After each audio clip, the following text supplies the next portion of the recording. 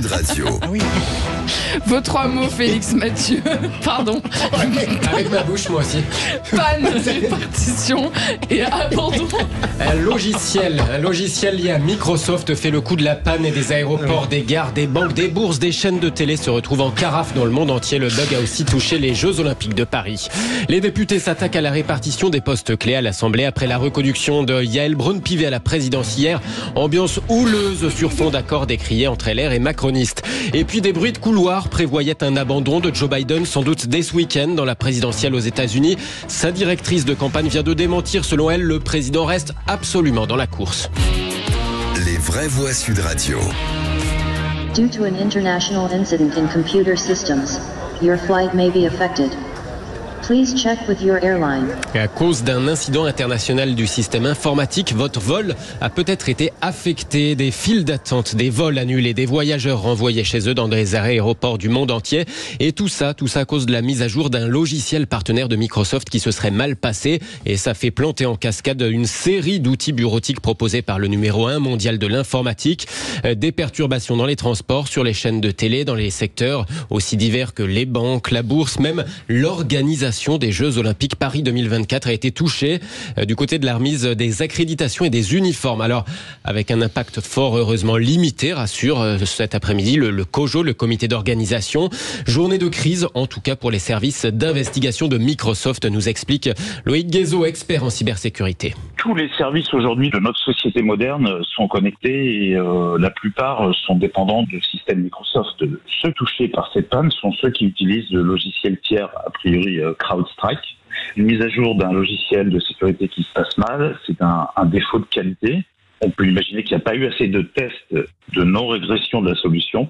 Il faut analyser maintenant comment revenir en arrière et repartir sur une situation stable au niveau mondial. En général, c'est quelques heures, mais l'impact métier, on va chiffrer ça en centaines de millions de dollars dans la journée. Loïc Guézot, expert en cybersécurité avec Thierry Guerrier sur Sud Radio. Deuxième mot, la répartition des postes clés a débuté à l'Assemblée nationale. Les présidents de groupe ne sont pas parvenus à un accord ce matin en réunion. Ambiance détestable, racontent même ceux qui y ont participé. Alors qu'à cela ne tienne, il va falloir voter pour élire chaque vice-président, chaque questeur. Et se dessine un scénario, un accord entre LR et macronistes au détriment du nouveau Front Populaire et du RN. Hier, déjà, le communiste André Chassaigne a perdu la présidence de très peu. Quelques voix derrière la sortante macroniste Yael Braun-Pivet.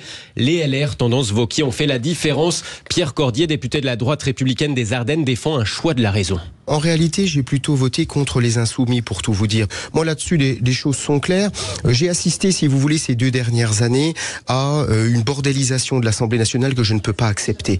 Donc, je ne vais pas vous dire que j'ai voté d'une grande gaieté de cœur et ça m'a coûté, je vous le dis franchement, de voter Yael Braun-Pivet.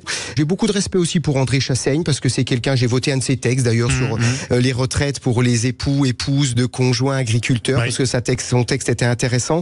Mais voilà, André, s'il y avait des André Chassaigne dans le groupe de gauche, je serais heureux, mais il y a aussi quelques hurluberlus que je ne voulais pas voir accéder à des responsabilités. Je ne voulais pas voir la France bordélisée. Le député LR, tendance la droite républicaine des Ardennes, Pierre Cordier avec Benjamin Glaise ce matin sur Sud Radio. Troisième mot, abandon. La directrice de campagne de Joe Biden assure qu'il se maintient dans la course. Le président sortant reste absolument dans la course, assure-t-elle, alors que plusieurs médias américains affirment pourtant qu'il pourrait jeter l'éponge dès ce week-end, vu les doutes sur sa santé physique et mentale. Après George Clooney, même Barack Obama l'inciterait à laisser quelqu'un d'autre se présenter à sa place, selon les bruits de couloir. Pourquoi pas Kamala Harris?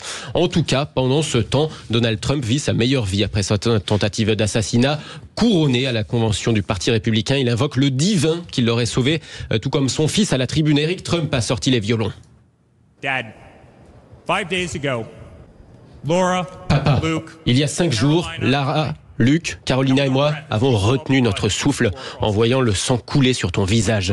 Par la grâce de Dieu, l'intervention divine et tes anges gardiens, tu as survécu. Donald Trump qui écoute son fils avec une petite fille venue s'asseoir sur ses genoux en plein meeting. Communication maîtrisée d'un côté, comme en contraste avec la débandade forcément côté démocrate. Merci Félix.